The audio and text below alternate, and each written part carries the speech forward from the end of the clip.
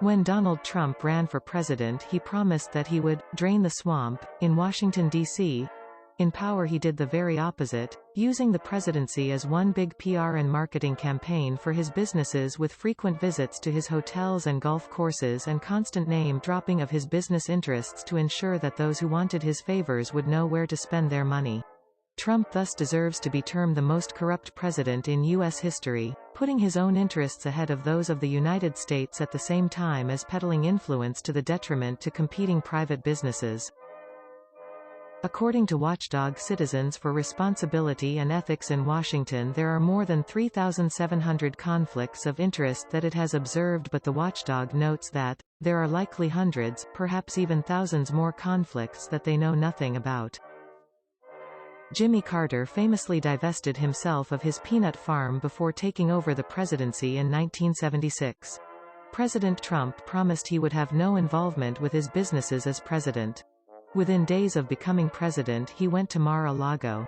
As he was going, the ambassadors of Switzerland, Hungary, Afghanistan, Italy, Denmark, Peru, Colombia, and Sweden joined him. Their stays were no doubt financed by the taxpayers of their respective countries, and the money went straight into the coffers of the Trump Organization. Throughout the next 4 years, this was the norm. The Washington Post reported that foreign government officials make a point to patronize Trump's properties since it shows a close bond with the United States. The same could be said of his business interests in various countries, which he continued to pursue from the White House in such places as Indonesia, Turkey, and Brazil. Trump strongly criticized President Obama for golfing. He said that if he were president that he wouldn't have time to leave the White House or play golf. In his 4 years in power, President Trump visited his properties 547 times, paying 145 visits to Mar-a-Lago, 328 visits to his golf courses, and 33 visits to the Trump Hotel in Washington. He often brought other senior government officials along, and of course the Secret Service came with him, all for the benefit of the bottom line in those businesses. He visited golf courses not owned by himself only 3 times. Special interest groups likely spent over $13 million at Trump properties, according to Citizens for Responsibility and Ethics in Washington. According to the watchdog, President Trump's visits to his properties also sent a message to Republicans in Congress that paying their own visits to Trump properties was a way to ingratiate themselves with his administration. 143 members of Congress made 361 visits to Trump businesses. Senator Lindsey Graham made 28 visits, once more all at the taxpayers' expense. Citizens for Responsibility and Ethics in Washington also tracked 150 officials from 77 foreign governments that visited a Trump property during Trump's term, many of whom visited to attend an event hosted or sponsored by a foreign government or connected entity. Spending money at a Trump property was naturally rewarded, and 20 Trump officials attended a foreign government group's event at a Trump property. Often, visits to Trump properties coincided with White House access. Citizens for Responsibility and Ethics in Washington notes the visit of 7 Michigan state legislators to the Trump Hotel in the Capitol, where some toasted Dom Perignon after meeting with the president at the White House. Would you like to guess who footed the bill? During the Trump presidency, special interest groups, foreign governments, and political groups together held more than 250 events at 14 Trump properties, likely resulting in tens of millions of dollars of revenue for the Trump Organization.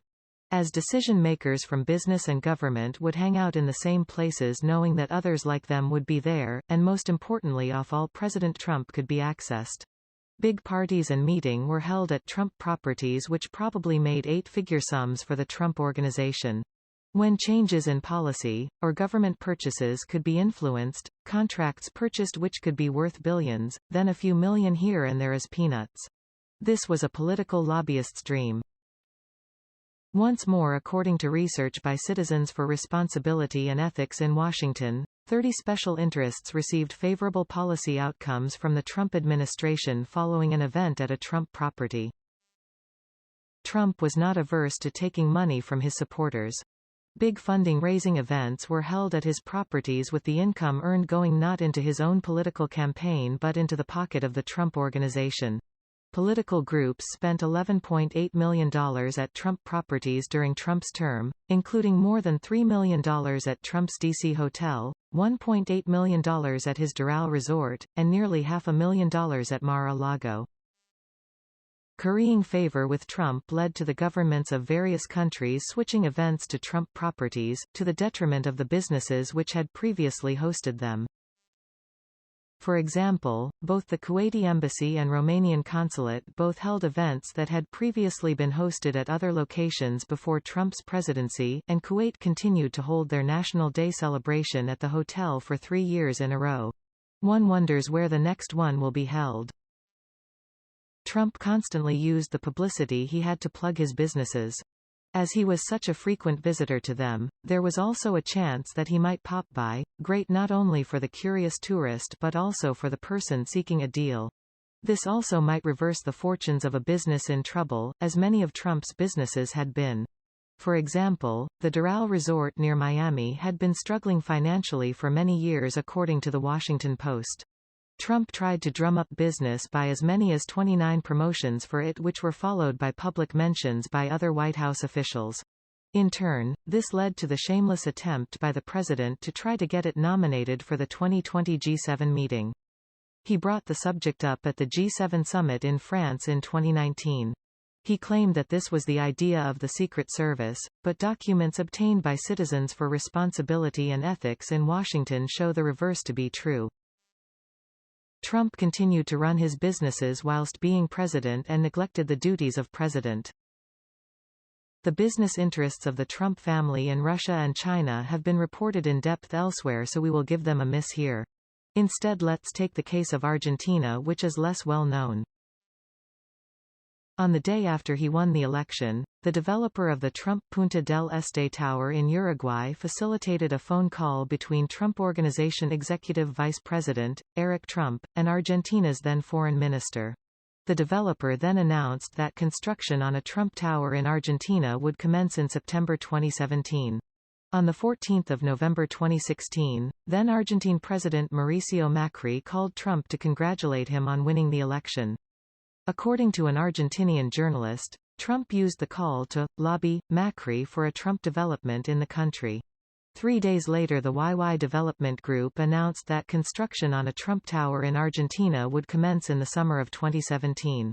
On 27 December 2017, one of Trump's companies applied for 2 trademarks in Argentina, covering real estate and construction. The counter period to the trademarks ended on 10 April 2018, and 20 days later the U.S. reached a deal with Argentina to eliminate tariffs on steel and aluminum. On 5 September 2019, Ivanka Trump visited Argentina. During her visit, the U.S. government approved $400 million in aid for infrastructure. On 6 November 2019, Argentina approved both trademarks. 1 month later, on 2 December 2019, the United States reimposed the steel and aluminum tariffs on Argentina. Trump claimed that Argentina was manipulating its currency, although there is no evidence to back this up. He had his trademarks. The Trump trademark in Argentina includes club services, conferences, golf facilities, and recreation facilities. Trump could well be in serious financial distress as debts come due, but being president may have done for him what The Apprentice did. It made him a lot of money and might have saved his business. Trump may not be very good at running a business, but he is exceptionally skilled at PR and marketing. Maybe there will be future opportunities in other countries, but as things stand at present, it won't be the U.S. taxpayer bailing him out.